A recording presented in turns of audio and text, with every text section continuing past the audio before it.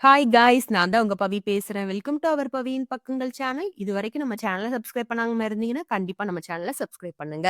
இன்னைக்கு நம்ம பார்க்க போறது ஒரு ஹெல்தியான வடை குழம்பு தான் பார்க்க போறோம். ஸோ அது என்ன ஹெல்தி அப்படிங்கிறத நான் உள்ள போய் சொல்றேன். சரி வாங்க நம்ம குழம்புக்குள்ள போகலாம். முதல்ல வந்து இந்த குழம்புக்கு தேவையான வெங்காயத்தையும், தக்காளியும் கட் பண்ணியிருக்கேன். 1 பல்லாரி, 2 தக்காளி வந்து வெட்டி வச்சிருக்கேன். அது மட்டும் இல்லாம பருப்பு வடைக்கு தேவையான 1 பல்லாரியும், 1 பச்சை மிளகாயும் கட் பண்ணி வச்சிருக்கேன். நான் வந்து 2 மணி நேரத்துக்கு முன்னாடியே பருப்ப வந்து ஊற வச்சுட்டேன். இப்ப பருப்ப வந்து மிக்ஸி ஜார்ல போட்டு, ஒரு சின்ன துண்டு இஞ்சி, 2 பல் பூண்டு, கொஞ்சமா உப்பு சேர்த்துக்கோங்க. ஏன்னா குழம்புலயும் நம்ம உப்பு சேர்க்கணும். ஸோ இத அரைச்சு எடுத்துட்டு வந்துருங்க. இப்ப பார்த்தீங்க அப்டின்னா, அந்த பேஸ்ட் எப்படி இருக்கணும் அப்டின்னா, பரபரன்னு இருக்கணும். ஸோ அதுல பார்த்தீங்கன்னா, நம்ம கட் பண்ண பல்லாரி வெங்காயம், அப்புறம் 1 மிளகாவையும் போட்டுட்டு, இதுல தான் நம்ம வந்து முக்கியமான மேட்டர் பண்ண போறோம். முருங்கைக்கீரை பொடிய வந்து இது கூட இன்ஃப்யூஸ் பண்ண போறோம். ஸோ முருங்கைக்கீரை சாப்பிடாதவங்க கூட கண்டிப்பா வந்து இந்த வடை குழம்ப சாப்பிடுவாங்க. இப்ப நான் அத நல்லா மிக்ஸ் பண்ணிட்டு என்ன பண்றோம் அப்டின்னா, நல்லா குட்டி குட்டி பாலா வந்து உருட்டுறீங்க. ரொம்ப பெரிய பாலா உருட்டிறாதீங்க. ஏன் அப்டின்னா, வேகறதுக்கு ரொம்ப நேரம் எடுக்கும். ஸோ மீடியமான சைஸ் அளவுக்கு பாலா உருட்டுனீங்கன்னா, உங்களுக்கு நெறைய பாலும் கிடைக்கும்.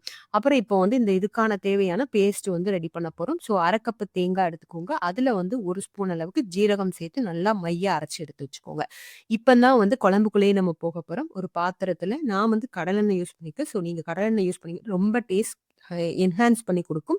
இப்போ கடலெண்ணெய் வந்து ஒரு 3 ஸ்பூன் ஊத்தியிருக்கேன். அப்புறம் ஒரு கடுகு 1 ஸ்பூன், அப்புறம் 1 ஸ்பூன் ஜீரகம் சேர்த்து நல்லா அது பொரிஞ்சதுக்கு அப்புறம், நம்ம கட் பண்ணி வச்சிருக்கிற பல்லாரி வெங்காயத்த ஆட் பண்ணணும். ஸோ பல்லாரி வெங்காயத்த ஆட் பண்ணி, பல்லாரி வெங்காயம் நல்லா வந்து கோல்டன் ப்ரவுன் மாறணும். நல்லா கண்ணாடி பதம் சொல்லுவாங்கல்ல, அது மாரி வரணும். அதுக்கப்புறம் நம்ம கட் பண்ண தக்காளி 2 தக்காளி இருக்குல்ல, அத போட்டுக்கோங்க. ஒரு சின்ன வெங்காயம் இருந்தா கூட அதையும் நீங்க போட்டு யூஸ் பண்ணிக்கலாம். இப்ப தக்காளி நல்லா மசிஞ்சதுக்கு அப்புறம் 2 ஸ்பூன் குழம்பு மிளகாத்தூள், 1/2 ஸ்பூன் மிளகா பொடி.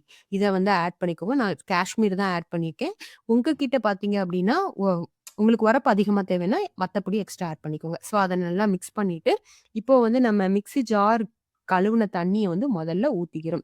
இப்போ வந்து இந்த குழம்புக்கு பார்த்தீங்கன்னா, நெறைய தண்ணி ஆட் பண்ணிக்கோங்க. ஏன்னா, பின்னாடி நம்ம வந்து உருண்ட போட்டோனே நல்லா ஜூஸியா வந்து உருண்ட வந்து எல்லாத்தையும் உறிஞ்சிரும். அப்புறம் வந்து நான் புளி கரைசல் வந்து இது கூடயே ஆட் பண்ணிடுறேன். ஏன் புளி கரைசல் ஆட் பண்றோம் அப்டின்னா, பருப்பு வடைங்கிறப்ப சீக்கிரமா கட்டு போயிரும். ஸோ அத கண்ட்ரோல் பண்றதுக்கு புளிய வந்து ஊத்திக்கிறோம். நான் அதுக்கப்புறம் 1 கப் அளவுக்கு தண்ணி ஊத்தியிருக்கேன். இந்த தண்ணிய ஊத்திட்டு அது நல்லா கொதிக்கணும். கொதிக்கிறப்ப பார்த்தீங்கன்னா, உங்ககிட்ட வந்து ஃப்ரெஷ்ஷான கருவேப்பில இருந்ததுன்னா, அத ஆட் பண்ணிக்கோங்க.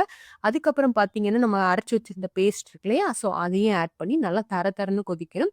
என்கிட்ட வந்து கருவேப்பில பொடி தான் இருக்கு. ஸோ நான் அத தான் ஆட் பண்ணியிருக்கேன். இப்ப நல்லா தர தரன்னு கொதிச்சதுக்கு அப்புறம் நம்ம வந்து தீய வந்து சிம்ல வைக்கணும். இதுதான் மேட்டர். ஏன்னா உருண்ட வந்து கரைஞ்சிடக்கூடாது. அதுங்கிறதுக்காக நம்ம சிம்ல வச்சுக்கிறோம். ஸோ உருண்டைய வந்து மெதுவா வந்து ஒவ்வொரு இடத்துலயும் போட்டுக்கிறோம். இப்ப பார்த்தீங்க அப்டின்னா, போட்டுட்டு நம்ம வந்து ஒரு 5 மினிட்ஸ் மீடியம் சிம்ல வச்சு குக் பண்ணணும் மூடி போட்டு. அதுக்கப்புறம் 5 நிமிஷம் கழிச்சு மறுபடியும் எடுத்து உருண்டைய வந்து திருப்பி போட்டு தண்ணி பார்த்துக்கோங்க. தண்ணி கம்மியா இருந்தா கொஞ்சம் வெந்நீ வந்து ஆட் பண்ணிட்டு, மறுபடியும் ஒரு 5 மினிட்ஸ் மூடி வச்சுடுங்க. ஸோ உப்பு வந்து கரெக்ட்டா இருக்கான்னு பார்த்துக்கோங்க. மூடி வச்சுட்டு 5 மினிட்ஸ் கழிச்சு எடுத்து பார்த்தீங்கன்னா, நல்லா நம்ம எவ்வளோ தண்ணி ஊத்திருந்தோம். ஆனா தண்ணியே இருக்காத மாரி நல்லா கட்டியாயிரும். அந்த தண்ணி எல்லாம் என்ன ஆயிருக்கும் அப்டின்னா, அந்த உருண்டைக்குள்ள போய் நல்லா உறிஞ்சு, உருண்ட வந்து நல்லா சாப்பிட்டீங்க அப்டின்னா, உருண்டைக்குள்ள அந்த குழம்பு இறங்கி அவ்ளோ டேஸ்ட்டா இருக்கும். சொல்றப்பவே அப்டியே நாக்குல எச்சி ஊறும். ஸோ கண்டிப்பா வந்து ட்ரை பண்ணி பாருங்க. முருங்கைக்கீரை பொடி இன்ஃப்யூஸ் பண்ணதே தெரியாத அளவுக்கு இந்த குழம்பு இருக்கும். ஸோ கண்டிப்பா ஹெல்தியா வந்து சாப்பிடலாம். ஸோ இதே மாதிரி ஹெல்தியான குழம்பு வகைகளுக்கு நம்மளோட சேனல இதுவரைக்கும் சப்ஸ்கிரைப் பண்ணாம இருந்தீங்கன்னா, கண்டிப்பா சேனல சப்ஸ்கிரைப் பண்ணுங்க. Thank you.